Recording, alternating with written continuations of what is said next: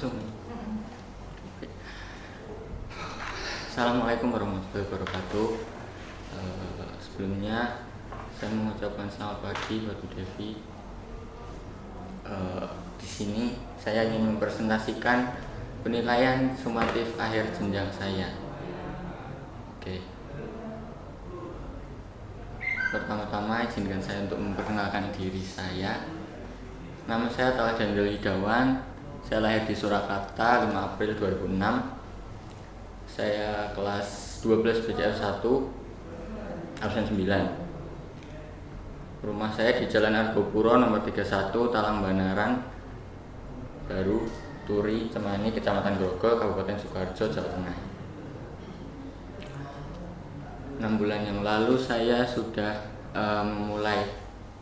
memulai praktek kerja lapangan saya, dan saya memilih untuk melakukan kegiatan tersebut di vendor dokumentasi wedding dan prewedding di Cat Photo Walk yang terletak di Jalan Pringgodani nomor 17 Dukuh, Tegalrejo, RT 3 RW 6 Juruk, Jaten, Kabupaten Karanganyar, Jawa Tengah. Di sana saya awalnya dikasih 3 pilihan untuk memilih divisi yang akan saya kerjakan pada saat di sana. Yang pertama ada divisi foto, yang kedua video, dan yang ketiga divisi konten kreator.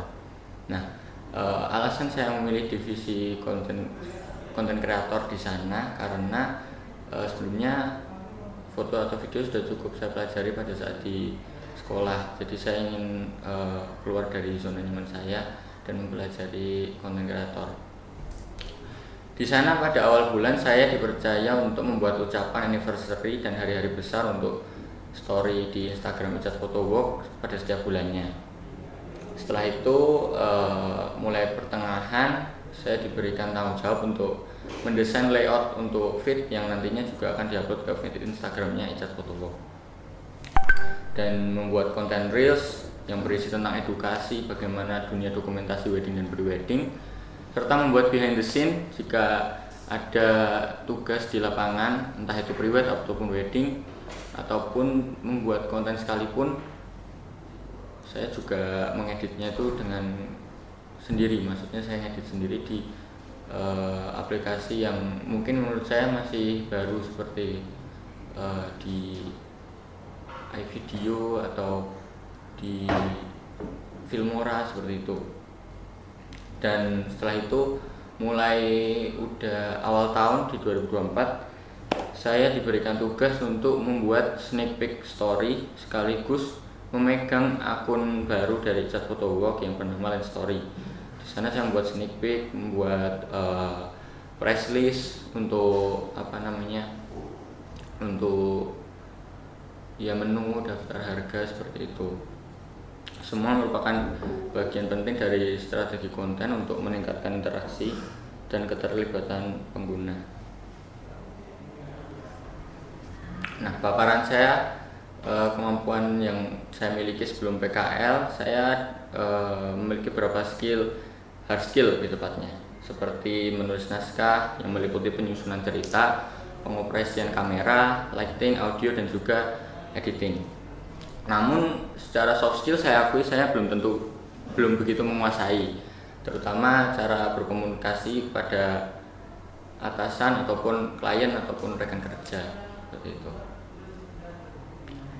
Nah, setelah saya PKL, saya jauh lebih terasa dari segi soft skill, seperti halnya bagaimana cara berkomunikasi dengan orang baru, dan jika dalam dunia kerja nantinya saya memiliki bekal tentang bagaimana cara saya menghadapi klien. Selain itu, dari segi hard skill, saya mendapatkan ilmu baru seperti cara pengoperasian drone, cara mengkalibrasi, hingga cara menerbangkannya dengan baik dan benar tentunya. Saya juga belajar banyak dalam bidang perkontenan. Saya diajarkan bagaimana cara mengelola konten di sana, seperti kayak mengupload waktu yang tepat untuk mengupload konten.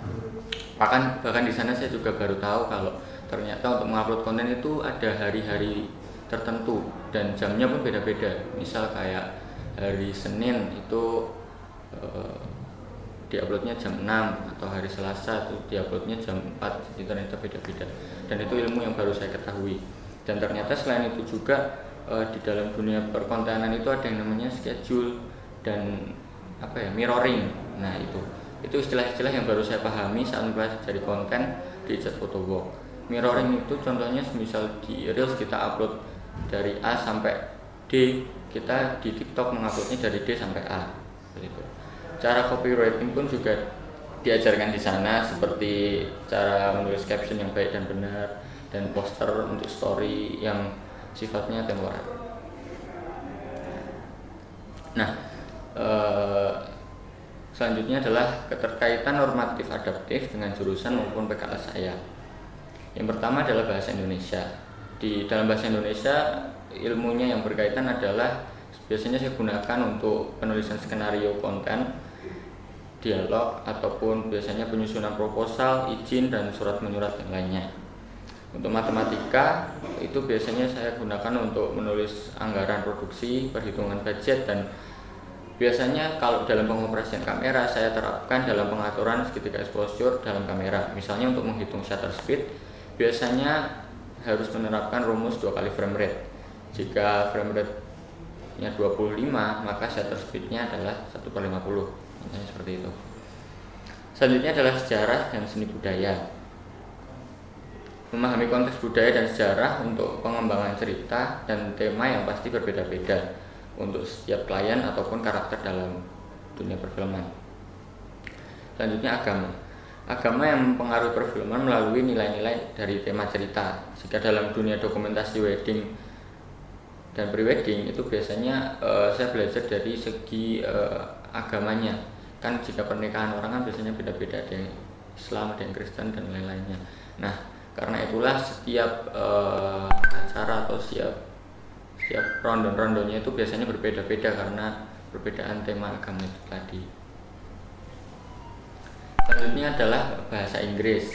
Nah, di bahasa Inggris ini menurut saya ya kunci utama dalam dunia broadcasting ataupun juga wedding juga, karena banyak istilah-istilah Inggris yang mungkin bisa kita ketahui jika terjun di dunia seperti ini. Misalnya kayak istilah-istilah yang sudah saya sebutkan tadi seperti mirroring, misal schedule, dan sebagainya itu. Nah, itu kan bagian dari bahasa Inggris juga gitu. Apalagi wedding dan pre-wedding itu tadi pun yang saya sebutkan itu sebenarnya juga bahasa Inggris. Selanjutnya PPKN. Saat PKL maupun broadcasting, nilai-nilai kebangsaan, demokrasi, dan rasa tanggung jawab dan norma-norma itu penting untuk saya terapkan pada saat magang maupun di sekolah. Selanjutnya bimbingan konseling dalam ranah PKL ataupun broadcasting itu sangat sangat diperlukan, apalagi sangat membantu saya dalam untuk hal yang sangat profesional, membantu saya lebih profesional dan meningkatkan saya dalam berkomunikasi, sopan santun, dan attitude dan sebagainya. Selanjutnya bahasa Jawa. Bahasa Jawa saya gunakan dalam PKL maupun broadcasting, terutama untuk menjangkau audiens daerah dalam acara-acara khusus seperti wayang kulit, dan juga menegosiasi lokasi dan riset cerita Jawa. Dan bahkan banyak sekali karena Ijaz Photowalk bekerjanya di liputan wedding di Solo, jadi kebanyakan wedding ataupun pre-weddingnya itu menggunakan adat Jawa, dan mengetahui bahasa Jawa itu sangat diperlukan karena MC-MC-nya atau biasanya tata susunan acaranya biasanya menggunakan bahasa Jawa. Makanya menurut saya sangat perlu bahasa Jawa digunakan ataupun diterapkan, bahkan dimengerti pada saat PKL. Yang terakhir, konsentrasi keahlian. Ini adalah pelajaran yang di luar dari yang normatif adaptif tadi, tapi juga inilah yang paling berhubungan dengan PKL saya gitu. Yang termasuk berhubungan ya tadi penulisan naskah untuk konten, terus fotografi, videografi, dan juga yang pastinya editing. Selanjutnya refleksi selama di SMK. Selama PKL hambatan saya adalah sangat kesulitan dari segi soft skill dalam berkomunikasi, dikarenakan masih perlu beradaptasi dengan orang baru dan masih belajar dalam berperilaku dan berinteraksi pada saat individu ataupun berkelompok. Setelah PKL selama 6 bulan, saya melakukan banyak introspeksi diri dan belajar banyak dalam berperilaku sopan kepada rekan kerja dan mengasah kemampuan berbicara saya. Selanjutnya, dari segi aspek sosial, secara keseluruhan pertemanan saya cukup baik dan teman-teman sekitar dapat menerima saya dengan sangat lapang, begitupun hubungan saya dengan guru.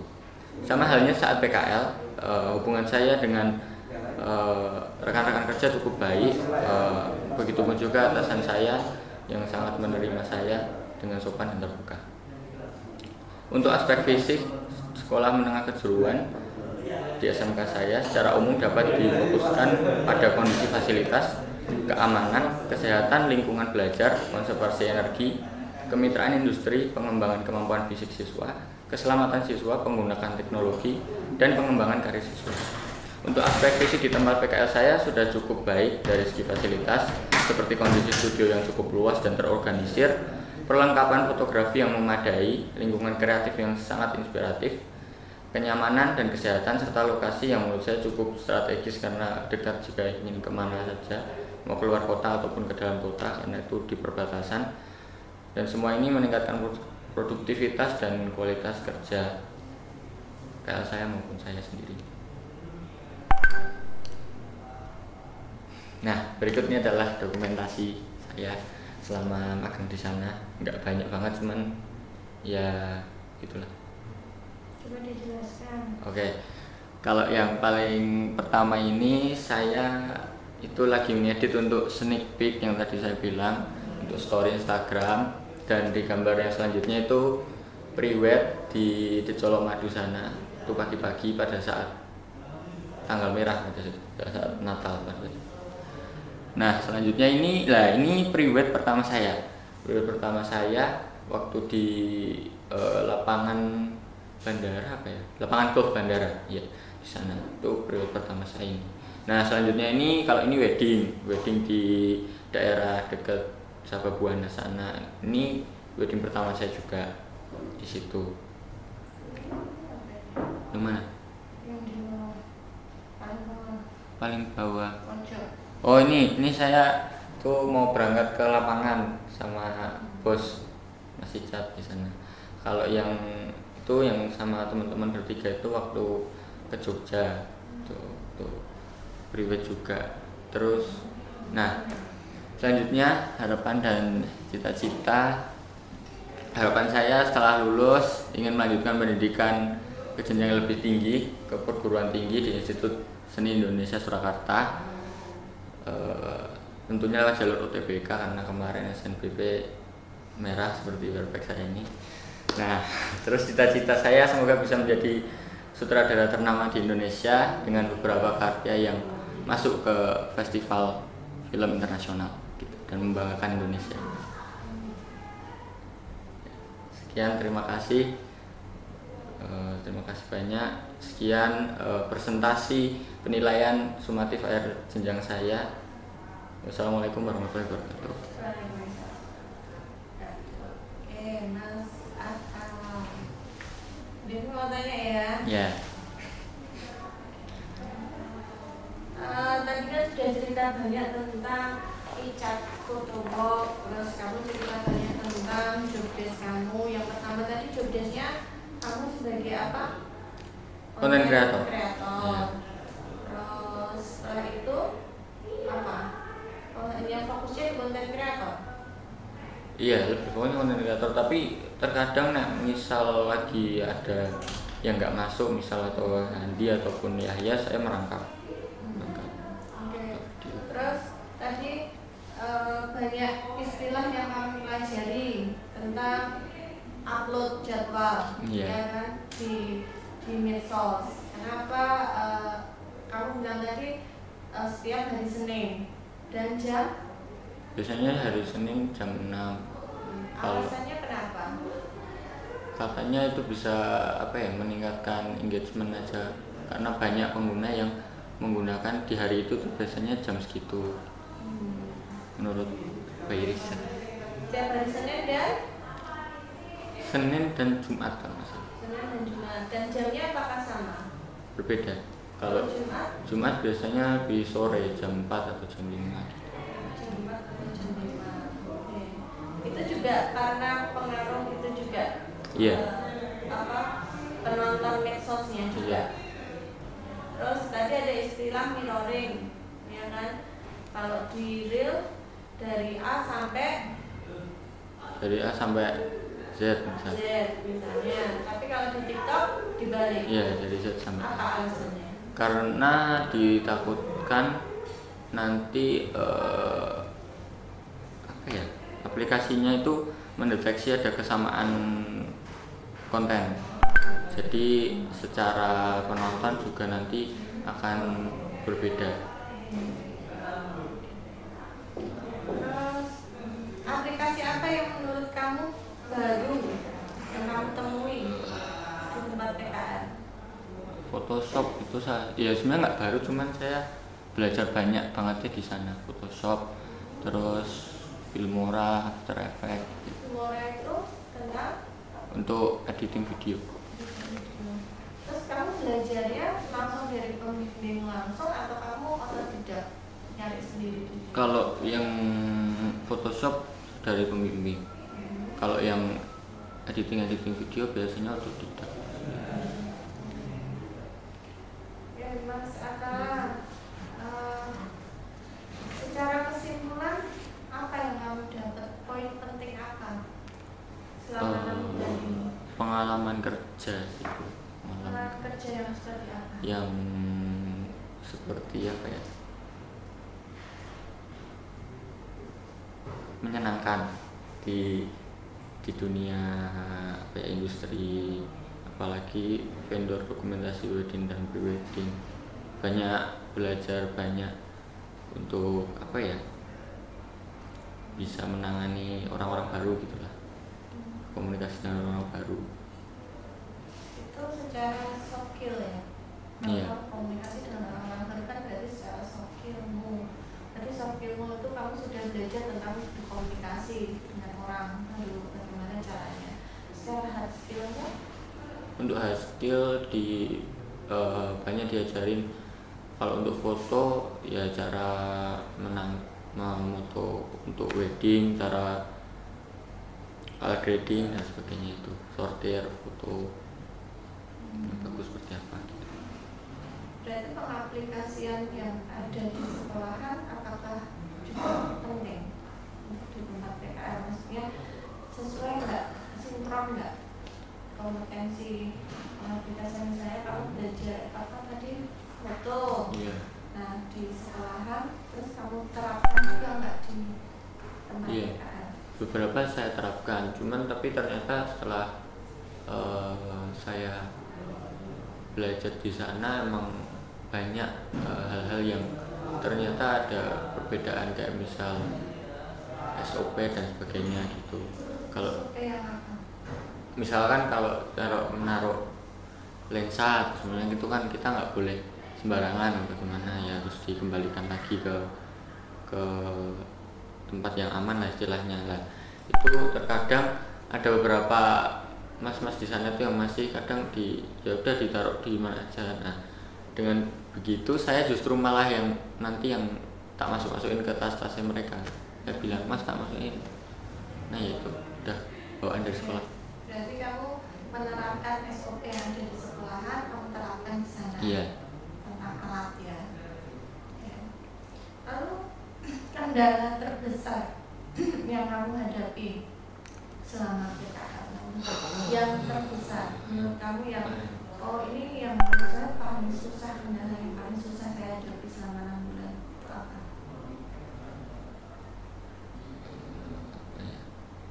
Ada nggak?